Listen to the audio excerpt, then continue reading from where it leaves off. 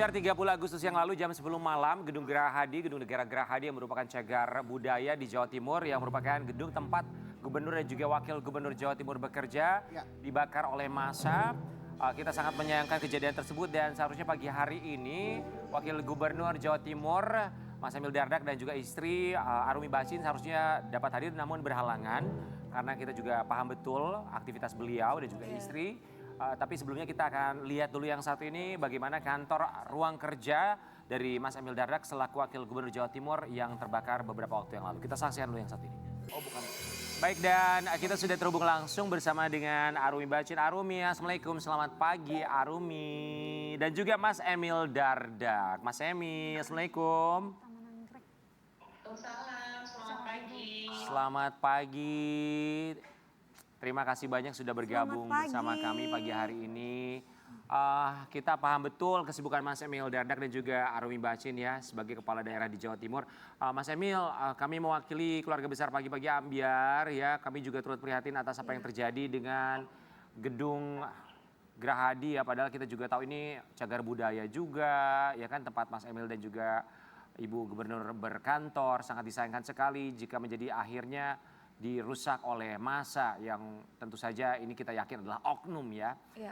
Boleh diceritakan Mas Emil Dardak gimana ceritanya itu saat di tanggal 30 Agustus yang lalu jam 10 malam kurang lebih ya. Mas Emil silakan.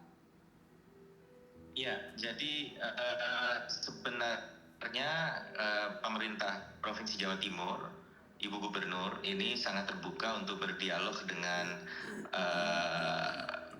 pihak-pihak yang melakukan unjuk rasa, karena ini kan sesuatu yang kita yakini niatnya baiklah supaya pemerintah, legislatif, eksekutif semua berbenah, kira-kira begitu ya. Meskipun memang yang kita ketahui ya yang menjadi sorotan publik mungkin sebenarnya bukan ke arah pemerintah provinsi dalam konteks ini, namun kita tetap membuka komunikasi karena aspirasi itu tetap harus kita terima. Nah, oleh karena itu Bu Gubernur bertemu dengan perwakilan unjuk rasa itu malam ya, dan berdialog apa sih yang menjadi concern. Nah, ternyata yang menjadi concern atau aspirasinya adalah keinginan untuk demonstran yang berasal dari mahasiswa itu apabila ada dalam pengamanan aparat untuk dibebaskan, itu untuk intinya gitu, meminta bantuan kepada Ibu Gubernur. Nah, akhirnya Pangdam Kapolda juga bersinergi dengan Ibu memenuhi itu, dan kemudian pengunjuk rasa yang berdialog meskipun tentu dengan ada juga suasana yang cukup intens, tetapi bisa diselesaikan dengan komunikasi yang jernih. Lalu selesai dan itu sudah menjelang tengah malam. Untuk menindaklanjuti supaya tidak tertunda, maka Ibu Gubernur, Pak Pangdam dan Pak Kapolda segera mengajak rekan-rekan mahasiswa pengunjuk rasa untuk kemudian menemui, datang ke tempat di mana ada pengamanan tersebut. Nah, tetapi ternyata setelah ke sana justru dalam beberapa waktu ini juga bingung, banyak sekali saksi mata juga bingung melihat kok bisa ada ratusan, banyak sekali massa yang tiba-tiba menyerbu, enggak menyampaikan tuntutan apa-apa, intinya pokoknya ingin membakar begitu. Baik, Mas Emil. Sudah membakar polisi di Tegal Sari dan mereka mengincar. Nah, kebetulan mereka mungkin tidak mengincar secara personal siapapun ya, tetapi lokasi yang paling dekat dari jalan itu kebetulan ruangan di mana kami biasa menerima tamu. Jadi itu yang terkena duluan.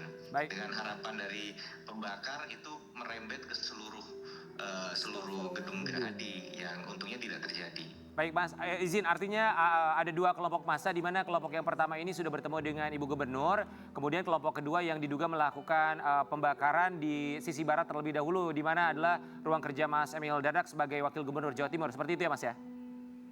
Iya, dan kami meyakini dari informasi yang ada mereka sebenarnya tidak tahu itu ruangan siapa. Pokoknya yang penting harus dibakar aja gedung Gerahadi. Ya, tanpa mereka ketahui itu ruang siapa ya. Baik. Ada juga teriakan-teriakan yang seakan-akan menandakan bahwa ada keuntungan pribadi yang diperoleh dari terbakarnya gedung Gerahadi. Baik, Mas, izin dan juga Arumi, kita mau kasih lihat dulu ini keadaan gedung Gerahadi pasca kebakaran. Kita akan kasih lihat buat Sobat Ambyar. Kita mau ke Arumi. sebagai seorang istri yang mendampingi, pasti Mas Emil ngabarin Arumi. Saat itu apa dalam pikiran Arumi ketika tahu suami Mas Emil wakil gubernur ngabarin kalau ruang kerjanya terbakar lah ya. Kita nggak mau bilang dibakar. Kalau dibakar tuh terkesan seolah-olah ini menyasar ruang kerja Mas Emil gitu ya. Saat itu apa dalam pikiran seorang Arumi Basin? Kalau saya jujur pada saat itu langsung apa ya, kalau bahasa Jawanya tuh mandek gitu loh, kayak langsung deg-degan gitu ya, kayak langsung jatuh ke lutut gitu loh jantungnya. Terus tapi yang pertama yang saya pikir itu justru sebetulnya nggak ngeman-ngeman apa yang ada di sana, tapi lebih ke di sana itu kan yang saya tahu itu kan memang ada ruang media, ada ruang teman-teman rungga yang bukan hanya bekerja tapi juga mereka kalau shiftnya panjang, mereka juga bermalam dan semi tinggal di sana.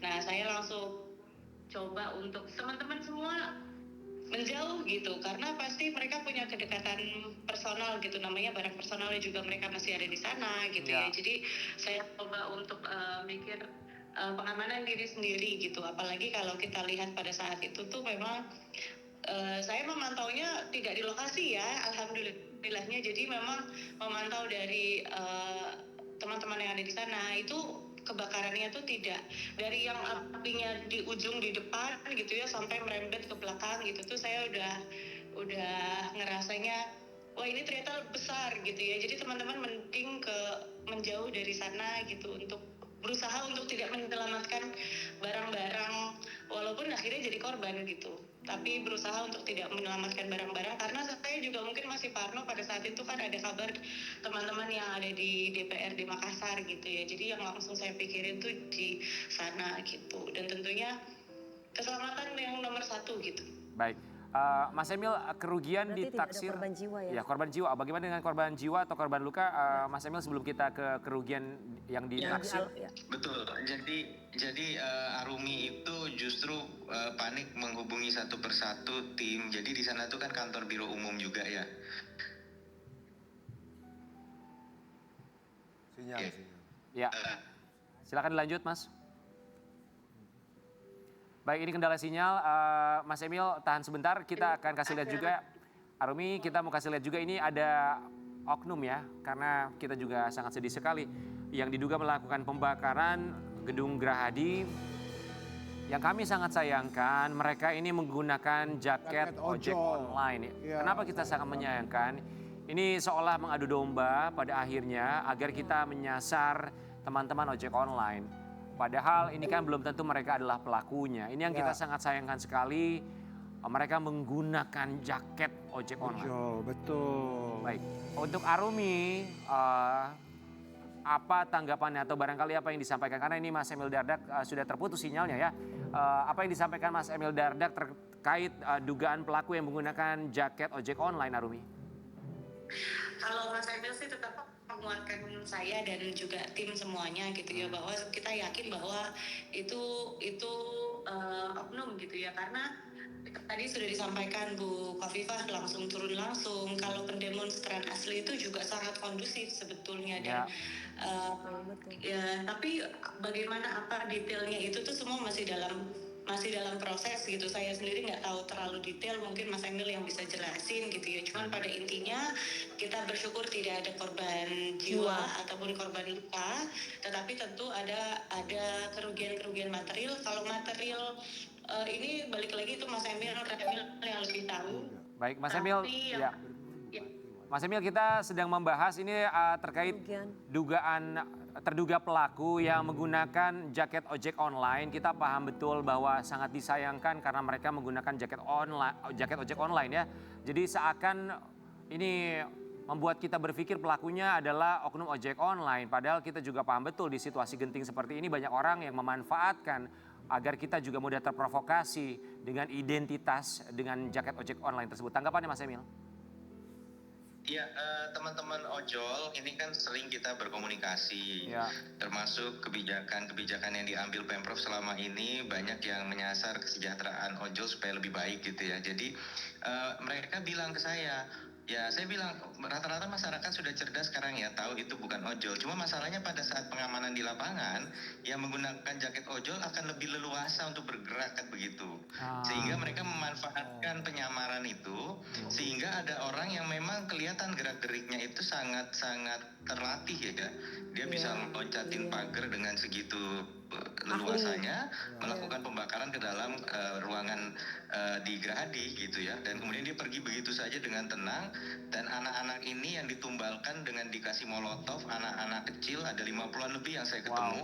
Ya mereka nggak paham, mereka nggak punya kematangan berpikir juga, dan terbawa suasana begitu. Jadi itu yang sampai sekarang kita belum tahu ya bagaimana kelanjutan dari individu tersebut ya. Baik Mas, kita mau kasih lihat juga saat momen Mas Emil Dardak bertemu dengan para terduga pelaku. Baik Mas, tadi seperti yang Mas Emil sudah sampaikan bahwa kurang lebih ada 50 terduga pelaku dan rata-rata ini masih di bawah umur ya Mas ya? 50. Iya, masih SMP. Wow, Ya Allah. masih SMP. Makanya coba kalau saya datang ke sana terus saya kerasin gitu. Memang mereka kan sudah juga pasti proses untuk penelusuran oleh aparat tentu juga cukup keras ya. Bukan dikerasin, direpresi, tapi memang harus begitu ya pengamanan. Nah, maka kami karena fokus ke orang tuanya. Kalau orang tuanya kemudian give up, ini 50 ini akan jadi apa gedenya ya. Nah, ini yang kita kemudian sampaikan ke orang tua. Ya kalau anak-anak ini masih dalam tanggung jawab orang tua, tapi jangan give up, jangan nyerah. Ini jadikan ini momen untuk anaknya menjadi manusia yang lebih baik, mereka bisa punya masa depan yang lebih baik gitu. Itu jadi fokus saya waktu itu. Dan harapannya message itu meresonansi ke semua orang tua gitu loh. Jagain anaknya, jangan sampai mereka kemudian terjebak. Dan ada beberapa orang tua tuh yang udah give up itu, saya udah gak mau tahu ini anak saya gitu. Apakah mereka jadi mendapatkan? Kan bahaya kalau seperti itu. Ya, Pak Emil, apakah mereka mendapatkan hukuman? Pak Emil secara kan mereka masih di bawah umur ya? Iya, jadi memang ada dua kategori. Terus terang ada yang bisa dikirim ke lembaga pemasyarakatan anak, ada. Tetapi polisi punya yang namanya restoratif justice, keadilan restoratif. Tapi bukan berarti mereka dilepas lembek gitu loh. Kita lembek pada mereka enggak.